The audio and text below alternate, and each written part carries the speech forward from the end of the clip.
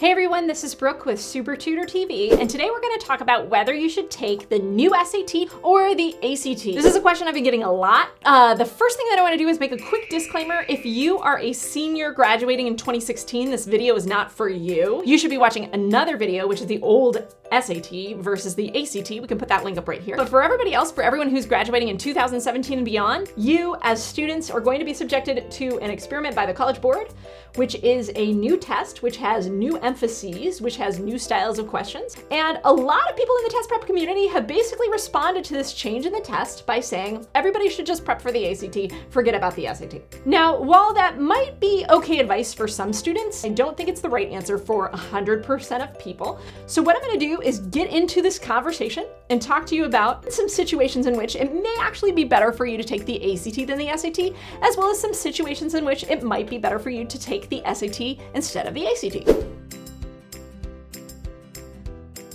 Number one reason that you should take the ACT instead of the SAT is if you are going to be an insane prepper. If you are going to put your pedal to the metal, you are going to spend an inordinate amount of time prepping for this test, and you want to take every example test humanly possible that you can. You want to look at as many prep books as you can. You want to learn all the secrets of the test, and you're going to just go for it. There are so many ACTs, old ACTs, that are available for download. So if you're looking to really get a ton of real tests in front of your face and really get to know the test well, you're going to have a few more materials to work with. The other reason why you might want to take the ACT is if you're going to take a prep class. If you're going to a place like the Princeton Review or Kaplan, or I don't know what companies your town has. There's probably some smaller tutoring companies. I generally recommend smaller tutoring companies over the big ones. Sometimes those teachers are going to have a lot more experience tutoring the ACT, and so they might be better at tutoring the ACT than tutoring the SAT. And finally, the third reason that you might want to take the ACT and not the SAT is that you're bad at writing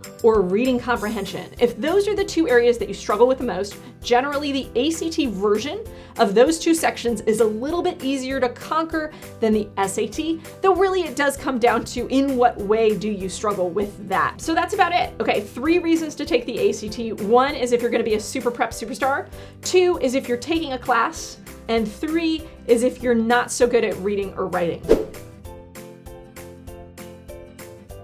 Now we're gonna get into reasons why the SAT actually may be a better option for you, even if we're in this environment in which there's not a ton of prep material. First, Khan Academy is offering free SAT prep. So if your parents do not have the money to shell out for a class, for a private tutor, and you happen to like that interface, you like that online learning thing for the SAT, that might be a good reason to prep for the SAT instead of the ACT. The second reason that you might want to take the SAT is that you are bad at the science section of the ACT. And if you take the ACT and you bomb that section, or you're really inconsistent on that section, you might actually want to take the SAT, even though there's not a gob of prep material available for it yet. The third reason why taking the SAT might be a better option than taking the ACT would be if you're really bad with time.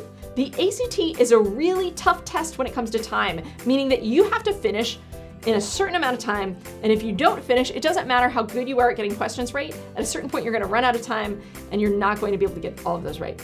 And finally, the other reason why the SAT may be a better test to prep for than the ACT is for a select group of students who are already scoring in, I would say, the top 2 to 3% of students on either one of these tests. And you think that it's possible that if you prepped enough, you could become a National Merit Scholar. A National Merit Scholar is someone who scores in the top 1/2 of 1 percentile to maybe top 1 percentile in the country on the PSAT. So if you are a top performer on these tests, you think you're going to be a superstar and do really well, and you want to prep for the PSAT, you might not want to then go and prep for the ACT because that's annoying. Then you've got to have a whole other test to prep for. In that case, if you're prepping for the PSAT and then taking the PSAT and you do really well in it, go ahead and then take the SAT. That makes sense. So to recap, you might want to take the SAT if you are going to prep online and take advantage of Khan Academy. If you do not like the science section of the ACT and aren't very good at it, if you have trouble finishing individual sections, or if you think you could be a National Merit Scholar.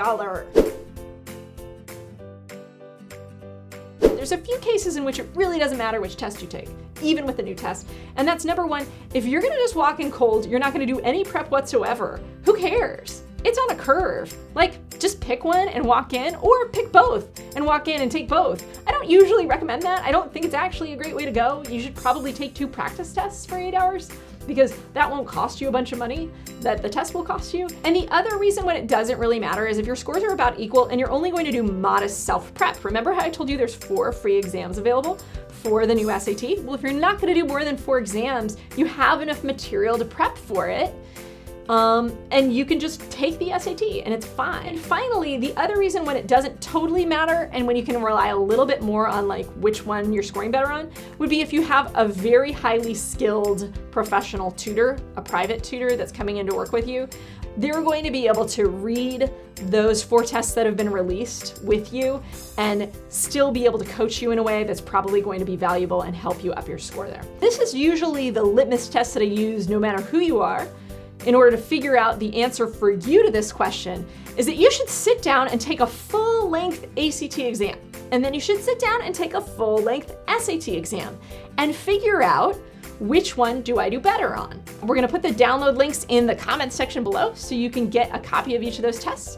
There's a concordance table available based at least on the old SAT that matches up what percentiles are equal to what percentiles on the test. So at least if you take both of these tests, you see which one you do better on, you can compare your scores, and that should be a good starting place for you to help make this decision. That being said, that's about it. We're gonna be putting out more videos, so stay tuned to Super Tutor TV, subscribe to our channel, like us on Facebook, follow us on Twitter, and check out our website. We have a cool website up at supertutortv.com. We have blogs, we have more videos, and I will see you all next time. Bye-bye.